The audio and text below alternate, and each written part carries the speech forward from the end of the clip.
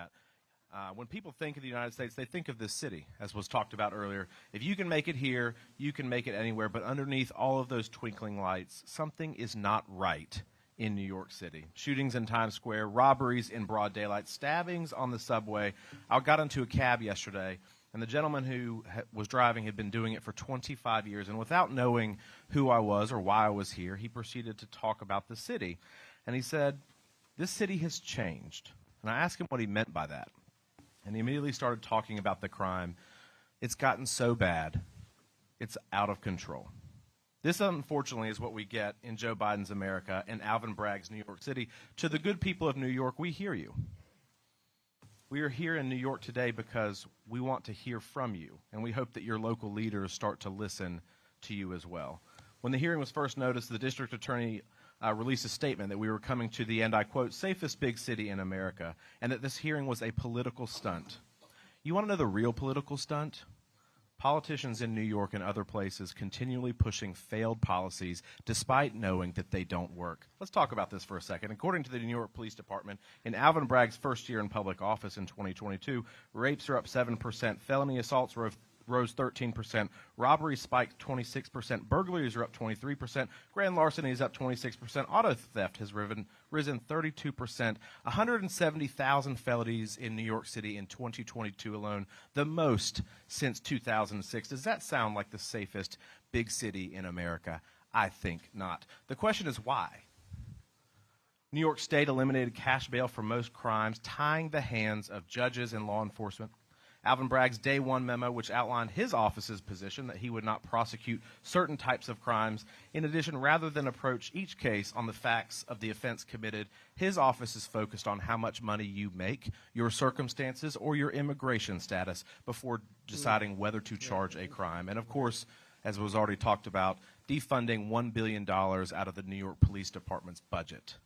52% of felony charges are downgraded to misdemeanors in this district attorney's office, the highest number in years. The felonies they actually decide to prosecute, his office was only successful in securing the conviction on 50% of those, the lowest number in years. On misdemeanors, 29% of misdemeanor charges resulted in conviction. If you listen to the district attorney, he sounds and acts more like a public defender than a prosecutor. If you want to defend criminals, be a public defender. If you want to change policy, run for the state assembly. Instead of partnering with the New York Police Department to prosecute these crimes, he seems hostile.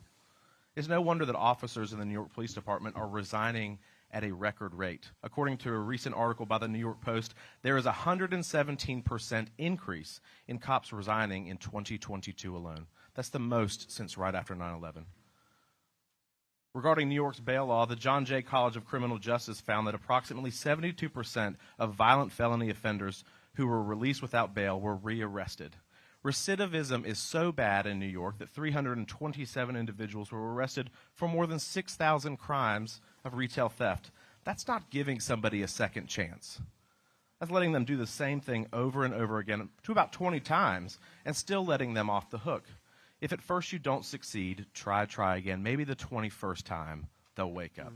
From an interview in January, District Attorney Bragg said he knows what's going on in the streets. Does he? It doesn't sound like it.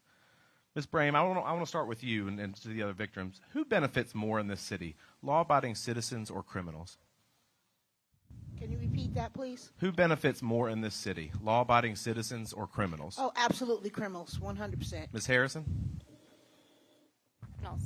Mr. Borgen? Same question. Unfortunately, it's the criminals who are getting all the perks. Ms. Brame, have you spoken to the district attorney about your son's case? Absolutely not. No response. If you could speak to him today about it, what would you say? I would demand that he reopen that gang assault and that murder case against Mary Saunders and Travis Stewart. If no one is above the law, prove it. Prove it by prosecuting them. Bring that case to trial. Thank you for your time today, Mr. Chairman. I'll yield back. Gentleman yields back. The gentleman from New York is recognized for 2.5 minutes. Thank you, Mr. Chairman. Ms. Brame, you said earlier that you are only hearing about Donald Trump from one side and not the other. But I want to tell you that that's very, very intentional, because they know that they are using taxpayer money to defend a private citizen in his own criminal investigation, and that is an abuse of their power. The day before this investigation began, public reporting revealed that Donald Trump and his legal team directed House Republicans to initiate an investigation into Alvin Bragg. And they're now scrambling to justify this investigation with after-the-fact explanations, including the preposterous explanation that he spent $5,000 of federal money on this years-long investigation. They have spent many multiples of that amount of money on this hearing alone in order to hold it in Manhattan. Now, I've asked the chairman and other members of House leadership to tell the American public what kind of collusion they have been doing with Donald Trump to use the power of this committee and of this Congress to interfere in this prosecution. They have thus far refused. But we will learn about that collusion, because the Manhattan District Attorney has a lawsuit against the chairman, and they will be able to compel disclosure of the communication and coordination as part of that lawsuit. But that's why we are here, and that's what we want to emphasize to you. And we're not insulting you. Your experiences are devastating. But the problem is that this is a charade to cover up for an abuse of power, that they are going around talking incessantly outside of this hearing about Donald Trump. And the purpose of this hearing is to cover up for what they know to be an inappropriate investigation. Now, I look forward, many of you are Can I in New respond York to you, City. please? No, not right now, because I only have 20 seconds. I'm sorry. But I do want to Don't talk. insult my intelligence. That you're not. Hang on. The gentleman's time. I'm not Okay, insulting you're your trying intelligence. to insult me Time. like I'm not aware of Ms. what's going Ms. on Brame, here. Thank you. Okay? The time I'm belongs to the fully aware of what's going on here. gentleman. Will suspend.